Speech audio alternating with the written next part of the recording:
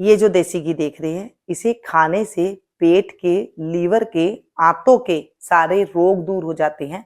और ये मैंने दूध से, मलाई से, दही से, किसी से भी नहीं निकाला है। इसे बनाने के लिए हमें सेब चाहिए। सेब से आज हम ये देसी घी बनाएंगे, जिससे कि आंतों की सफाई के साथ साथ अगर आपके माइंड में प्रॉब्लम है ना, वो जड़ से दूर हो जाएगी। यहाँ पर आपको जो सेब लेने हैं वो एकदम साफ सुथरे धुले हुए इस तरह से ले लेने हैं। अगर कहीं पर कोई निशान है सेब में तो आप उसके छिलके हटा दीजिए, नहीं तो अगर एकदम साफ सुथरे हैं इसके छिलके तो आप इसको छिलके के साथ भी यूज में ले सकते हैं। सेब हमारे शरीर के लिए एकदम औषधि का काम करता है। मतलब एक सेब अगर आप डेली खा लेते हैं तो कहते हैं कि कभी भी हार्ट अटैक नहीं आता और शरीर की सारी गंदगी ऐसे दूर हो जाती है जैसे हम झाड़ू से फर्श की सफाई कर देते हैं। जी हाँ, सेब को लेने के बाद, ये देसी सेब है जो आम हम लोग लेते हैं रेडियो पर, इस तरह से ये सेब जो डेली बिकते हैं वही सेब है। और अगर आपको ये सेब नहीं मिल रहे हैं या फिर कोल्ड स्टोर वाले मिलते हैं तो आप उन्हें भी इस्तेमाल कर सकते हैं, या फिर थोड़े हरे रंग के आते हैं उसका इस्तेमाल कर सकते हैं, बिल्कुल कर सकते हैं। अब इस सेब में ना हल्के फुल्के से निशान है तो इसको मैं छिलके इसका उतार दूंगी, पतले पतले छिलके उतारूंगी।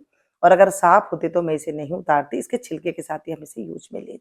कौन कौन ले सकता है इसे? सभी कोई ले सकता है, लेकिन जिन्हें दस्त ना उन्हें कैसे लेना है, और जिनको कब्ज है उन्हें कैसे लेना है, जिनका माइंड कमजोर है, आप अगर भूल जाते हैं चीजों को रख करके, या बच्चा पढ़ाई में मन नहीं लगा रहा है, तो उसके लिए भी ये बहुत ज्यादा फायदेमंद रहेगा। वीडियो को एंड तक जरूर देखेगा।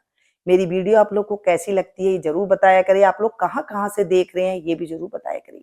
वीडियो अगर पसंद आती है तो एक लाइक दे करके जरूर जाया करिए, इससे मुझे ये पता लगता है कि आप लोग को मेरी रेमेडियां, रेसिपियां पसंद आ रही है। बस यही पता मुझे लगता है। चलिए जी, देखिए जो थोड़े थोड़े खराब थे, निशान थे, उसे मैंने हटा दिया।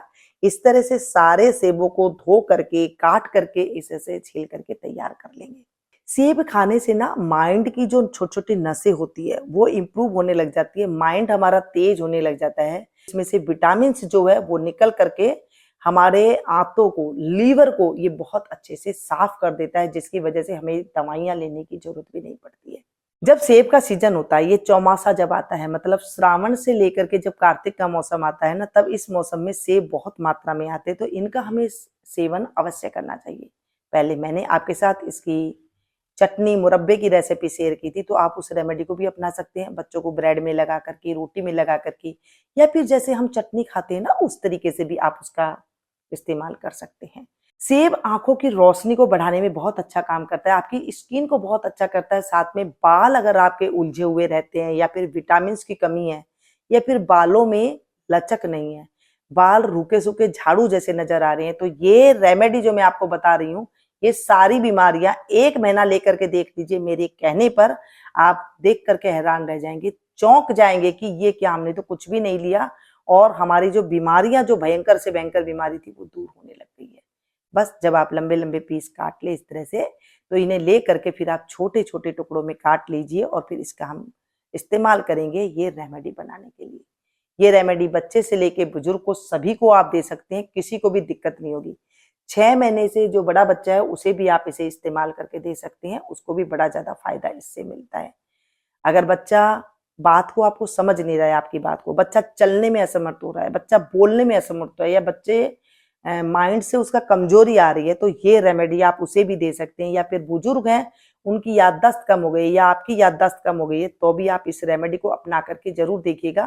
चैनल को ढूंढने में मजबूर हो जाएंगे, ढूंढने के लिए ये रेमेडी हमने कहाँ से देखी थी। और जब आपको फायदा होगा तो आप कमेंट करने पे मजबूर रहेंगे, मीनू जी बहुत अच्छी रेमेडी बताइए। जिनका शरीर अच्छा है उन्हें 1 हफ्ते में रिजल्ट दिख जाएगा, जिनकी ज्यादा बीमारी है उन्हें 1 महीना लग जाएगा। यहाँ पर मैं आधा गिलास के करीब पानी डाल रही हूँ। आपको जूस की तौर पे पीना है तो आप इसे 1 गिलास के करीब भी इसमें पानी डाल सकते हैं। नमक स्वाद के अनुसार डाला है, काला नमक का प्रयोग कर सकती हैं। काला नमक सेहत के लिए बहुत बढ़िया होता है, सेब के साथ मिलता है तो ये बहुत बढ़िया काम कर जाता है। अब मैं यहाँ पर आपको 2 तरीके से बताऊंगी। ये स्मूदी बनके तैयार हुई है। स्मूदी आप इसे कटोरी में ले लीजिए, चम्मच की सहायता से आप इसे ऐसे ही खा सकती हैं। और जो जूस है उसे छान करके आप लीजिए, ताकि नीचे नीचे से जो जूस है वो निकल जाएगा, और ऊपर जो बचता है अगर आप खा सकते हैं तो उसे ऐसे ही खा लीजिए चम्मच की सहायता से, नहीं तो आप उसकी चटनी बना लीजिए। और जैसे मैंने आपके साथ चटनी मुरब्बा शेयर की थी, वो इसकी बना करके तैयार कर सकते हैं। 2 गिलास तो मैं बनाऊंगी, 1 गिलास आपको बताऊंगी जूस बनाने का और 1 गिलास में मैं स्मूदी डालूंगी और कटोरी में कैसे खाना है वो भी आपको बता दूंगी। इसमें और कोई चीज भी आपको नहीं डालनी है, ना ही नींबू डालना है, ना ही कुछ डालना है। अनेक रोग और एक दवा, एक फल से आपको वो देसी घी की ताकत मिलेगी जो आप 1 केजी 2 केजी घी भर के खा जाएंगे ना, वो भी इसका मुकाबला नहीं कर सकेगा। जो आप इस तरीके से बना करके अगर खा लेंगे तो आप खुद ब खुद इसके दीवाने हो जाएंगे। पाचन तंत्र आपका खराब रहता है तो भी आप इस रेमेडी को अपना सकते हैं। चम्मच की सहायता से आप इसे इस तरह से देखेंगे तो ये एकदम जूस की फॉर्म में आपको दिखाई दे रहा है।